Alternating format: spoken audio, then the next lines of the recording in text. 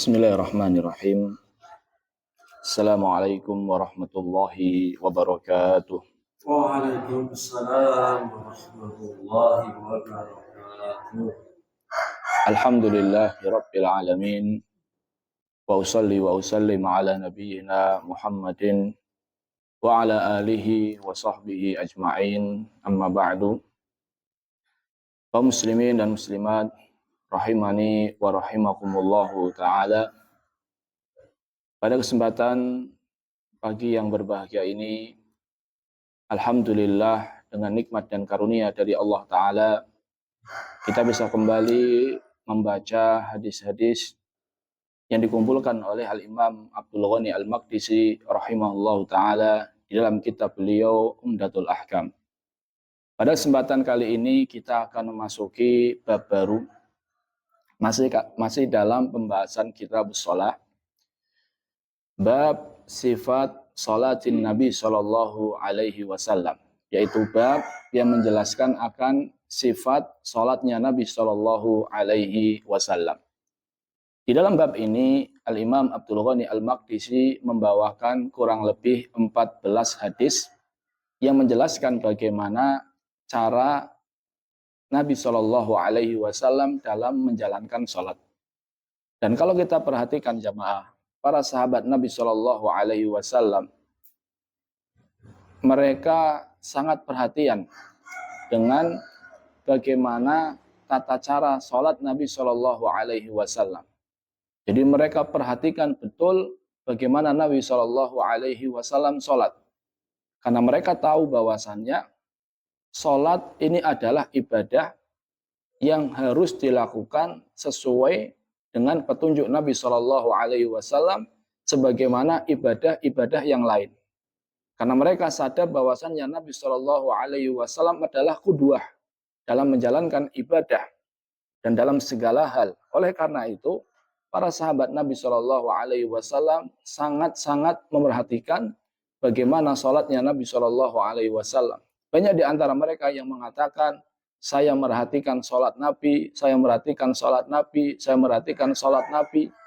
Bahkan jamaah, gerakan jenggot Nabi Shallallahu Alaihi Wasallam ketika sholat dari belakang itu diperhatikan sama mereka, karena mereka sadar betul dengan sabda Nabi Shallallahu Alaihi Wasallam, "Shallu kama ra'aitumuni usolli." Sholatlah kalian sebagaimana kalian melihat saya sholat. Karena Nabi Shallallahu Alaihi Wasallam perintahkan agar para sahabat, agar umat Islam sholat sebagaimana sholatnya Nabi Shallallahu Alaihi Wasallam, sehingga para sahabat mereka begitu semangat untuk memerhatikan, kemudian menyampaikannya kepada umat bagaimana sholatnya Nabi Shallallahu Alaihi Wasallam. Maka ini menunjukkan akan besarnya keutamaan para sahabat jamaah, karena melalui mereka lah kemudian karena Allah Ta'ala kita bisa merasakan nikmatnya agama Islam ini, kita bisa merasakan, kita bisa mendapatkan tata cara sholat sebagaimana sholatnya Nabi Shallallahu Alaihi Wasallam. Hadis yang pertama ini dibawakan oleh Al-Imam Abdul Ghani Al-Maqdisi rahimahullahu ta'ala, adalah hadis yang menjelaskan tentang di antara redaksi doa iftitah. An Abi Hurairah radhiyallahu ta'ala anhu. Dari Abu Hurairah, semoga Allah Ta'ala meridhoinya, qala, ia berkata, kana Rasulullah sallallahu alaihi wasallam idza kabbara fis shalah, dahulu Nabi sallallahu alaihi wasallam apabila telah takbir Allahu akbar, sakata hunaihatan qabla an yaqra. Beliau sallallahu alaihi wasallam diam sejenak sebelum beliau membaca surat Al-Fatihah. Jadi kata Abu Hurairah, dahulu Nabi Shallallahu Alaihi Wasallam setelah takbir Allahu Akbar, beliau ini diam, tidak membaca bacaan yang dikeraskan sebelum membaca surat Al-Fatihah. Fakultu, kemudian Abu Hurairah radhiyallahu taala anhu bertanya kepada Nabi Shallallahu Alaihi Wasallam, ya Rasulullah, bi abi anta wa ummi, wahai Rasulullah, bapak dan ibuku menjadi tebusannya. Ra'aitu sukutaka baina takbir wal qiraah ma taqul. Kata Abu Hurairah, wahai Rasulullah, saya melihat bahwasannya baginda ini diam sejenak antara takbir dengan bacaan Al-Fatihah. Apa yang baginda baca, wahai Rasulullah? Jadi Abu Hurairah jamaah memerhatikan bahwasannya Nabi Shallallahu Alaihi Wasallam setelah takbir sebelum baca Al-Fatihah beliau diam sejenak. Sehingga Abu Hurairah radhiyallahu taala anhu bertanya, itu Nabi Shallallahu Alaihi Wasallam diam itu yang dibaca apa? Dan beliau langsung bertanya kepada Rasulullah Shallallahu Alaihi Wasallam. Qala Rasulullah Sallallahu Alaihi Wasallam bersabda, Aqul yang saya baca adalah Allahumma ba'id baini wa baina khatayaya kama ba'atta bainal masyriqi wal maghrib. Ya Allah, jauhkanlah antara diriku dan antara dosa-dosaku sebagaimana engkau menjauhkan antara timur dan barat. Allahumma naqqini min khataayaya kama yunaqqas thawbul abyadu minad danas. Ya Allah, bersihkanlah aku dari dosa-dosaku sebagaimana engkau membersihkan, sebagaimana dibersihkannya pakaian putih dari kotoran. Allahumma gsilni min khataayaya. Ya Allah, sucikanlah aku dari dosa-dosaku bisalji wal ma'i wal barat. Dengan salju, air, dan potongan es. Hadis riwayat Bukhari dan Muslim. Berarti jamaah doa iftitah yang kita baca Allahumma ba'id baini wa baina khataayaya sampai akhirnya ini diambil dari hadis yang diriwayatkan oleh Al-Imam Al-Bukhari dan Al-Imam Muslim rahimahumallahu ta'ala. Kaum muslimin dan muslimat rahimani wa rahimakumullahu ta'ala, ada 3 pembahasan yang ingin saya sampaikan. Yang pertama, dari hadis ini jamaah kita bisa mengambil pelajaran masyru'iyatul istiftah fis shalah. Disunahkannya membaca doa iftitah di dalam sholat. Disunahkannya membaca doa iftitah di dalam sholat. Dan ini merupakan pendapat jumhur ulama.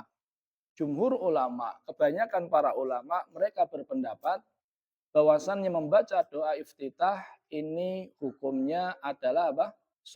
Sunnah. Tidak sampai wajib. Berarti kalau seandainya ada orang yang sholat, kemudian karena mungkin waktunya sangat mepet, tergesa-gesa, maka dalam kondisi seperti ini ketika dia tidak membaca iftitah, sholatnya sah enggak? Sah. Karena dia meninggalkan sunnah. Hanya saja tentunya sholatnya kurang sempurna karena dia telah meninggalkan sesuatu yang hukumnya sunnah. Banyak sekali hadis-hadis Nabi Shallallahu Alaihi Wasallam yang menjelaskan bahwasanya di antara sunnah di dalam sholat adalah membaca doa iftitah. Ini poin yang pertama, bahwasannya membaca doa iftitah ini hukumnya sunnah. Poin yang kedua yang bisa kita ambil jamaah, bahwasannya doa iftitah itu redaksinya banyak sekali. Doa iftitah itu redaksinya banyak sekali. Tadi sore saya baca itu redaksinya sampai ada 12. Ada berapa? 12. Ada 12 redaksi yang semuanya sahih. Dari Nabi Shallallahu Alaihi Wasallam yang beliau baca sebelum membaca surat Al-Fatihah. Hanya saja jamaah, sebagian itu beliau Shallallahu Alaihi Wasallam bacanya hanya di sholat sunnah. Sebagian beliau bacanya di dalam sholat wajib. Namun kata para ulama adalah mereka mengatakan masabata fin nafli sabata fil fardi. Apa yang beliau baca dari doa-doa iftitah di dalam sholat sunnah beliau, ini juga boleh dibaca di dalam sholat-sholat wajib. Jadi walaupun nanti hadisnya beliau bacanya itu khusus di sholat sunnah, namun kata para ulama, boleh juga dibaca di dalam sholat-sholat wajib. Lalu bagaimana Ustaz? Dari 12 ini kita pilih yang mana? Maka yang lebih baik adalah kita sesekali membaca yang ini, sesekali membaca yang itu. Kenapa? Karena dengan hal itu jamaah akan menghidupkan semua sunnah. Dengan hal itu kita telah mengamalkan semua sunnah. Tapi kayaknya berat jamaah ya. Ngapal. Iya. Iya. Ini manfaat pertama. Jadi kita bisa mengamalkan semua sunnah. Manfaat kedua, kita bisa lebih fokus. Karena kalau seandainya bacanya itu saja, kadang bacanya apa? Otomatis tok. Kurang merenungi. Jadi di antara manfaat kita berusaha membaca sesekali dengan satu redaksi, sesekali dengan redaksi yang lain, itu di samping bisa mengamalkan semua sunnah, dan kita bisa lebih fokus, lebih bisa merenungi apa yang kita baca. Apa aja Ustadz? Banyak sekali, di antaranya ada yang panjang, ada yang pendek. Yang panjang contohnya Allahumma Rabba Jibril wa Mikail wa Israfil fatiras samawati wal ard alimal ghaibi wasyahadah anta tahkumu baina ibadika fima kanu fihi yakhtalifun ihdini lima ikhtalifa fihi minal haqqi biiznik innaka tahdi man tasya ila siratin mustaqim. Ini beliau baca di dalam sholat malam beliau, sholat sunnah beliau. Namun tadi, walaupun dibaca dalam sholat sunnah, di dalam sholat wajib pun boleh dibaca. Ini doa ajib sekali jamaah. Jadi kita minta sama Allah, intinya adalah agar diberikan petunjuk dari setiap masalah, permasalahan yang diperselisihkan oleh manusia. Di antara doa yang pendek adalah alhamdulillahi hamdan katsiran thayyiban mubarakan fi. Selesai. Berarti Allahu akbar, alhamdulillahi hamdan katsiran thayyiban mubarakan fi. A'udzubillahi minasyaitonir rajim. Bismillahirrahmanirrahim. Membaca Al-Fatihah. Di antara yang pendek pula jamaah adalah Allahu akbar kabira walhamdulillahi katsira wa subhanallahi bukratan wa asila. Ini pendek sampai wa asila tok. Ini hadisnya riwayat Muslim dan masih banyak jamaah. Intinya tadi ada berapa redaksi? 12. Bagaimana yang terbaik? Yang terbaik adalah berusaha mengamalkan semua yang ada. Kemudian dari banyaknya redaksi ini jamaah, yang perlu diperhatikan adalah tidak menggabungkan antara redaksi-redaksi. Jadi yang terbaik adalah jangan kita menggabungkan antara banyak redaksi ini dalam sholat. Contohnya dia baca Allahumma ba'id baini sampai akhir, kemudian dibaca alhamdulillah hamdan katsiran thayyiban mubarakan fi, dibaca Allahumma rabba Jibril, dan sudah digabungkan. Ini tidak sesuai dengan sunnah. Yang sesuai dengan sunnah adalah memilih salah satu di antaranya dan kita berusaha untuk mempraktekkan semuanya tanpa harus digabung. Ini poin yang kedua. Poin yang ketiga jamaah, saya ingin menjelaskan sedikit makna dari doa iftitah. Kenapa dijelaskan? Agar kita bisa lebih merenungi apa yang kita baca ketika kita membaca doa Allahumma ba'id baini wa baina khotoyaya. Doa ini jamaah, penggalan kalimat yang pertama, Allahumma ba'id baini wa baina khotoyaya kama ba'adta bainal masyriqi wal maghrib. Ya Allah, jauhkanlah diriku dari dosa-dosaku sebagaimana engkau menjauhkan antara timur dan barat. Orang Arab untuk mengungkapkan sesuatu yang sangat jauh itu biasanya antara timur dan barat atau antara langit dan bumi. Itu jauh sekali. Nah, di dalam doa ini kita minta sama Allah agar kita ini benar-benar dijauhkan sangat-sangat jauh dari diri kita. Minta sama Allah agar dijauhkan diri kita dari dosa-dosa kita sejauh-jauhnya. Dijauhkan apanya? Kata para ulama dua. Yang pertama adalah dijauhkan agar tidak melakukan dosa. Karena kita tahu jamaah di antara fungsi sholat adalah mencegah dari perbuatan keji dan mungkar. Kenapa? Tadi ketika kita doa iftitah, kita minta sama Allah agar dijauhkan dari melakukan dosa. Ini yang pertama. Jadi kita minta sama Allah agar dijauhkan dari melakukan dosa. Yang kedua, kalaupun sudah melakukan dosa, kita minta sama Allah agar dijauhkan dari dampak buruknya. Kita tahu bahwasannya dosa itu pasti punya apa? Dampak buruknya. Bahkan ulama dulu jamaah mengatakan, saya itu mendapati pengaruh dari dosa, saya mendapati pengaruh dari dosa itu pada diriku, pada diri keluargaku, bahkan pada tingkah laku tikus di rumahku, kata dia. Jadi saking ulama itu benar-benar apa jamaah, tiap hari diisi dengan muhasabah. Dia mengatakan kalau saya berbuat dosa, tingkah laku tikus di rumahku itu apa? Berubah, semakin brutal dan seterusnya. Ini menunjukkan bahwasannya dosa ini memiliki pengaruh. Ya, kita minta sama Allah agar dijauhkan dari pengaruh buruk dari dosa. Ini kalimat yang pertama. Kalimat yang kedua adalah Allahumma naqqini min khotoyaya. Ya Allah, bersihkanlah aku dari dosa-dosaku kama yunaqqas saubul abyadu minad danas. Sebagaimana dibersihkannya pakaian putih dari kotoran. Pertanyaannya, kenapa kok pakaian putih? Kok bukan pakaian hitam, pakaian coklat, dan seterusnya? Kenapa jamaah? Betul. Karena pakaian putih sedikit noda aja sudah apa? Kelihatan. Sehingga kita minta sama Allah agar dosa itu benar-benar dibersihkan. Sampai pun dosa yang sangat apa? Kecil. Jadi kenapa kok menggunakan pakaian putih? Karena kita minta sama Allah benar-benar biar dosa itu benar-benar bersih. Agar dosa itu benar-benar Allah Ta'ala bersihkan. Sampai pun kotoran yang sangat kecil kita minta sama Allah agar dibersihkan dari diri kita. Ini poin yang kedua. Kalimat yang ketiga, Allahumma gsilni min khotoyaya. Ya Allah, bersihkanlah aku, sucikanlah aku dari dosa-dosaku dengan air salju, dengan air dan potongan es.